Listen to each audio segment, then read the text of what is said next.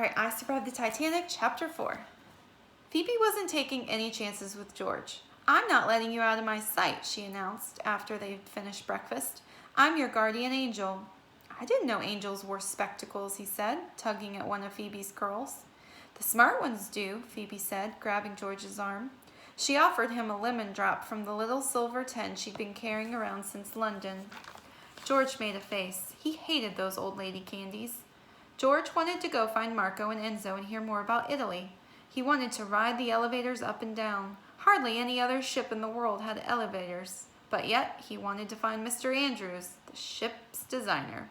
When Mr. Andrews had stopped by their table at the dinner first night, George thought that he was just another boring millionaire coming over to kiss Aunt Daisy's hand. But Mr. Andrews was different. "You built the Titanic?" said George. Mr. Andrews smiled. "Not by myself. It took thousands of men to build her, but I did design her, that's true." He invited George and Phoebe to come with him to the first-class writing room. He unrolled the ship's blueprints across a long polished table. It was like looking at the skeleton of a giant beast. "She's the biggest moving object ever built," Mr. Andrews explained. 11 stories tall, 45,000 tons of steel, and longer than 4 city blocks. "Our aunt says nothing bad can happen to this ship," Phoebe said. "People say it's unsinkable." "Well, no ship is safer," Mr. Andrews said. "That's certainly true."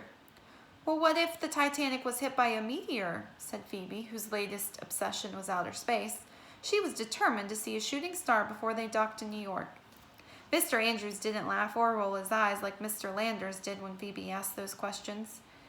"I didn't plan on any meteors hitting the ship," Mr. Andrews said thoughtfully, "but I'd like to think that she could take almost anything and still float."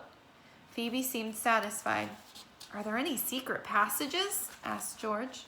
Mr. Andrews studied his blueprints and then pointed to the boiler rooms. "There are escape ladders," he said. "They run up the starboard side of the ship, up 2 decks through the stoker's quarters, and into their dining hall. I hear the crew likes using them instead of the stairs."